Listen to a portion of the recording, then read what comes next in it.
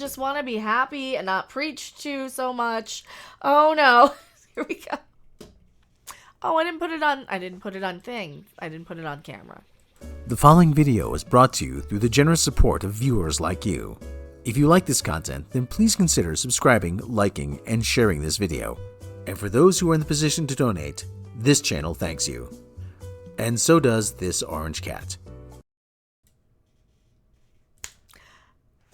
Wait a minute. I thought Barbie was this woke feminist garbage about preaching how much they hated men, despite the fact at the end of it, which Dr. Carlin on her channel, Borisenko, she actually pointed out. I missed that part when they say, oh, the patriarchy doesn't actually exist. Because I remember how the Barbies were like super useless, you know, and like, why am I the president? I didn't earn this. And the Kens were super useless, and it was all imaginary pretensies, and you know, it's one of those things where it's like, yeah, why are we taking this so, you know, like, hey, the message I got. Okay, so the message I got. Since people don't want to be preached to, I was just talking about how people don't want to be preached to, and then we pull up the Barbie movie. So do they or do they not? I don't know. People see what they want to see. First off, people see what they want to see. They hear what they want to hear. They hear what they need to hear. They block out what they can't possibly hear at the time. Because, you know, maybe they need to spend 10 years in the 60s to actually find themselves and be worthy of anything, or not, and they never will be anyway. But the point of that is, who am I really speaking to? I don't know. Who do you think? Myself. I'm talking to myself. I go around touching hockey sticks. Well, I watched the Barbie movie for some reason, and now I'm so disjointed that people are like, you sound like you're on... No. That's the point of the illusion. You need to know that I'm talking directly to you. That's why I gotta look up in the camera. I don't think the Barbie movie was very preachy. I think it had a lot of this, hey, we're blowing off steam, and hey, you blow off steam too. Because it seemed like Will Ferrell just blew off as much steam when he felt as useless as... Is that what the thing is? Do guys kind of feel overwhelmed and stuff too, and everybody's in their own little head and nobody like opens up and listens to anybody around them? I think that's the real point of the movie. I do it too, you do it, we all do it. You know, when I have the loquacious primates telling me to, hey, take a breath and take an herb and have some fun and relax, and I have, you know, and you know what, maybe I trust somebody like that whose name I've seen multiple times more than new people who are like, you shouldn't do this and this, and you're bad, and you should feel bad if you didn't watch that movie and this movie. And you know, sometimes people don't want to be pressured into watching stuff, right? I think Barbie is going to have this effect, and we're seeing that right now. It has the effect that the more people, and same thing with Sound of Freedom, same thing with that, where you tell people, you know, oh, here's what's wrong with it, and people see it for themselves. And I know that. I know specifically that. It's like, yes, why do you think I put the thumbnail on there? Right? And that's, I think, the point. Sometimes people are tired of being preached to, and I have no idea how usable this is. But Barbenheimer is the second weekend. They did a second weekend thing.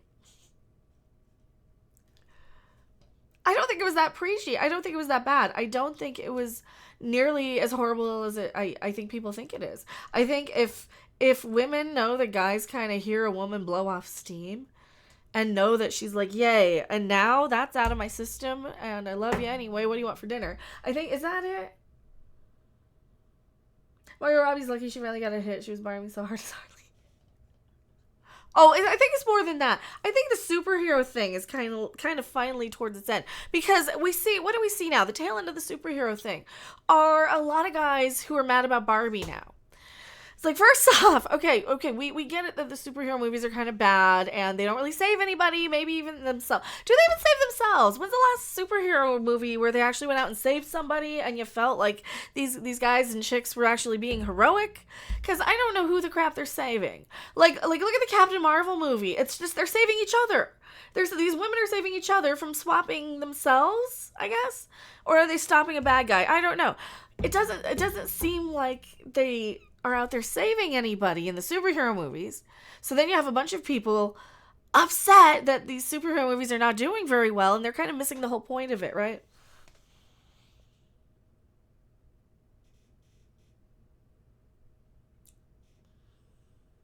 Begin with is wrong to the Barbie fan base is absolutely watch Barbie. At one point they want to twist your arm. Yeah. Yeah, and that's the thing. And nobody's out there telling you you have to go and watch Barbie. Like I think guys kind of should maybe if they want to see, but it's such a girl. This is a teenage girl slumber party movie. You know, take your teenage daughter to it, and it's like when this is the Simpsons episode where you remember when Homer got like really smart because he had the crayon in his brain forever and he took it out and then he connected with his daughter and then he put it back in because he'd rather be stupid, right?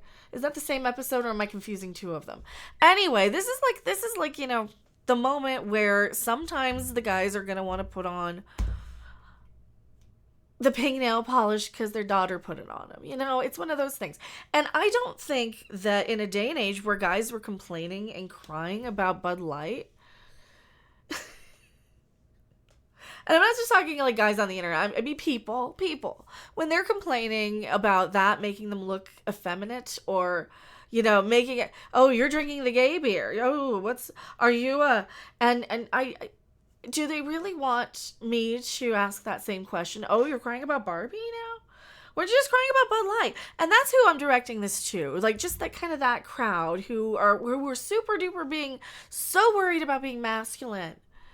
You know, that I'm not talking about like the good dads out there who are out there, you know, taking their daughters to tea party or lunch or stuff. You know, I'm not talking about those guys. And the movie is PG-13. Lots of symbolism, very mature. It's one of those movies, and as you guys know, kids always watch up. How many kids in this, when you guys were a kid, you watched R-rated movies? You watched PG-13 movies when we were kids. We all saw Raiders of the Lost Ark too young, and we all saw Airplane too young, and we all saw the F-bombs and Spaceballs, and we all saw all that stuff, right? We all saw movies we probably shouldn't have at too young of an age. We all saw horror movies. We all saw Freddy Krueger and Jason Voorhees chopping up people, right? The point is... or in some cases, Leatherface or something. Yeah, maybe 11-year-olds shouldn't be watching Leatherface, but... The point is, this is like a teenage girl slumber party movie. I was watching probably Hairspray and Nightmare on Elm Street 4 for my teenage girl, or not even teenage, like 10-year-old girl slumber party movie. You know? 10-year-old girl slumber party movie is going to be Barbie. It's not going to be Oppenheimer. Oppenheimer's a movie for like the adults who want an intellectual debate about why the Florence Pugh scene where she's having him recite the thing is so offensively hot for some reason. Is it Florence Pugh? Because, I mean, it needs to be somebody else other than him. Like, that was like a hot scene, was it?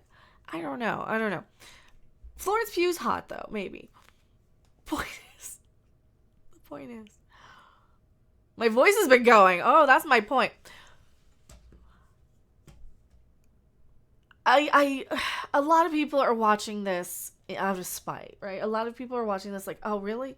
Now I got to see it for myself. Why everybody's saying women shouldn't be allowed to see this. And then the women and the men go in and like, oh, these guys are just crazy. These people who are mad about this are just, they don't want women to have, you know, a bathroom to go to by themselves without them checking to see that they wear the right parts at this point.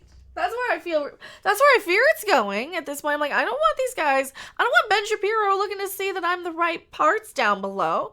Because, frankly, he wouldn't know what to do with them anyway. He's one of those guys who'd be too afraid because he's crying about Barbie, I suppose. The Sound of Freedom. Here we go. Elsewhere at the box office. The Sound of Freedom, another 13 million. I don't like talking about this one because it's a lot of people buying 5 tickets to it. And what do? They've got the same organized mentality where why don't you see it? What's wrong with you? Why don't you like this? I'm like, well, I wasn't on your passion thing either. I didn't see the point of watching him getting, you know, I mean, who wants to, do you really want to watch that? Because, like, I kind of realized that horror movies were gross and weird and kind of bad at a certain age, right? And you know, a little too late, maybe. So we can really boil it down to that. I don't know. do I know? Maybe I don't know anything, and I am just an alien observer to your planet. So here we go. Force Awakens. Oh yeah, here you go. They're the only movies that enjoyed a bigger weekend. Two tallies. Bigger weekend, two tallies. Why can't I read that? The only movies that enjoyed bigger weekend, two tallies were billion-dollar behemoths: The Force Awakens, Endgame, Infinity War, Black Panther, Jurassic World, and The Avengers. Or The Avengers, as they've renamed it. Christopher Nolan's dark historical drama had a stellar sophomore outing. So, 46 million on its second weekend. Isn't that more than Indiana Jones did on its first? Holy crap. Oh, that's that. What? Wait, Indiana Jones opening. What was that? I'm just enjoying the collapse of these. Opening box office. Oh, Dial of Destiny, 160 worldwide, domestic. Not Donkey Kong. 60. Okay.